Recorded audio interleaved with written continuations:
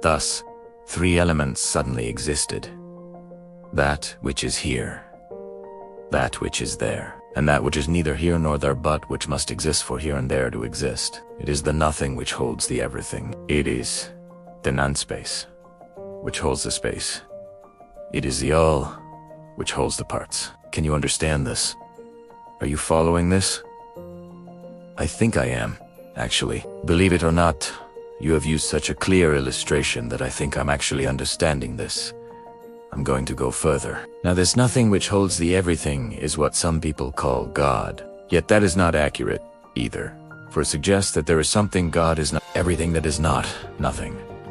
But I am all things seen and unseen, so this description of me as the great unseen to no thing, or the space between, an essentially Eastern mystical definition of God, is no more accurate than the essentially Western practical description of God as all that is seen. Those who believe that God is all that is and all that is not are those whose understanding is correct. Now, in creating that which is here and that which is there, God made it possible for God to know itself. In the moment of this great explosion from within, God created relativity, the greatest gift God ever gave to itself. Thus, relationship is the greatest gift God ever gave to you, a point to be discussed in detail later. From the nothing thus sprang the everything, a spiritual event entirely consistent, incidentally, with what your scientists call the Big Bang Theory. As the elements of all raced forth, time was created, for a thing was first here. Then it was there, and the period it took to get from here to there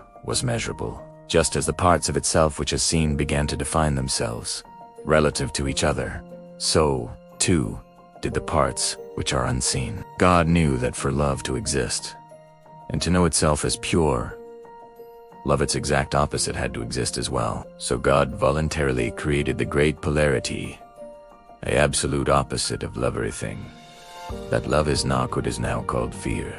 In the moment fear existed, love could exist as a thing that could be experienced. It is this creation of duality between love and its opposite which humans refer to in their various myths as the birth of evil, the fall of Adam, the rebellion of Satan, and so forth. Just as you have chosen to personify pure love as the character you call God, so have you chosen to personify abject fear as the character you call the devil. Some on Earth have established rather elaborate mythologies around this event, complete with scenarios of battles and war, angelic soldiers and devilish warriors, the forces of good and evil, of light and dark. This mythology has been mankind's early attempt to understand and tell others in a way they could understand. A cosmic occurrence of which the human soul is deeply aware, but of which the mind can barely conceive. In rendering the universe as a divided version of itself, God produced, from pure energy, all that now exists, both seen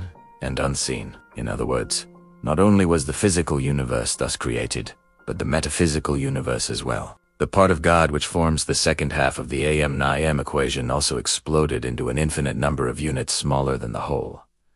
These energy units you would call spirits. In some of your religious mythologies, it is stated that God the Father had many spirit children. This parallel to the human experiences of life, multiplying itself, seems to be the only way the masses could be made to hold in reality the idea of the sudden appearance, sudden existence, of countless spirits in the kingdom of heaven. In this instance, your mythical tales and stories are not so far from ultimate reality, for the endless spirits comprising the totality of me are, in a cosmic sense, my offspring. My divine purpose in dividing me was to create sufficient parts of me so that I could know myself.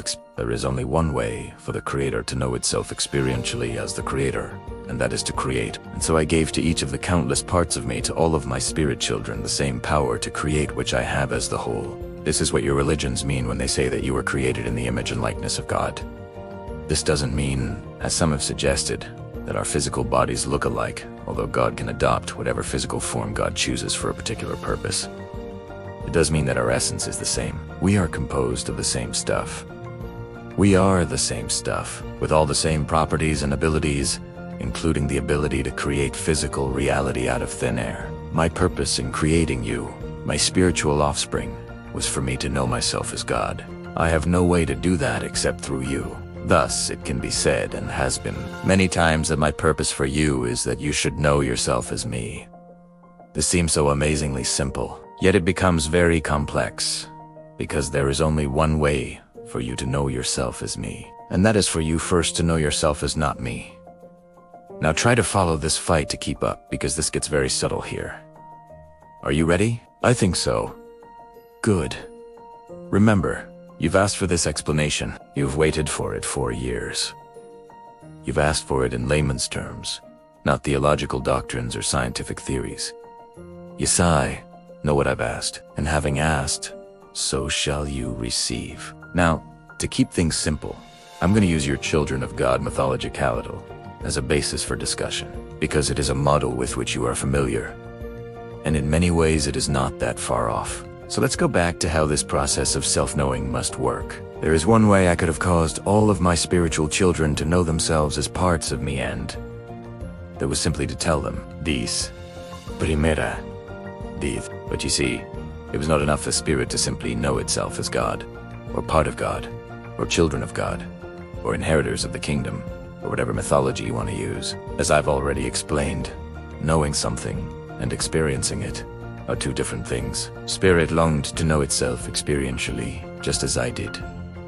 Conceptual awareness was not enough for you, so I devised a plan. It is the most extraordinary idea in all the universe and the most spectacular collaboration. I say collaboration base. All of you are in it with me. Under the plan, you as pure spirit would enter the physical universe just created. This is because physicality is the only way to know experientially what you know conceptually. It is, in fact, the reason I created the physical cosmos to begin with, and the system of relativity which governs it, and all creation. Once in the physical universe, you, my spirit children, could experience what you know of yourself, but first, you had to come to know the opposite. To explain this simplistically, you cannot know yourself as tall unless and until you become aware of short. You cannot experience the part of yourself that you call fat unless you also come to know thin. Taken to ultimate logic, you cannot experience yourself as what you are until you've encountered what you are not. This is the purpose of the theory of relativity and all physical life. It is by that which you are not that you yourself are defined. Now, in the case of the ultimate knowing, in the case of knowing yourself as the creator, you cannot experience yourself as creator unless and until you create, and you cannot create yourself until you uncreate yourself. In a sense, you have to first not be in order to... Do you follow? I think. Stay with it. Of course, there is no way for you to not be who and what you rule.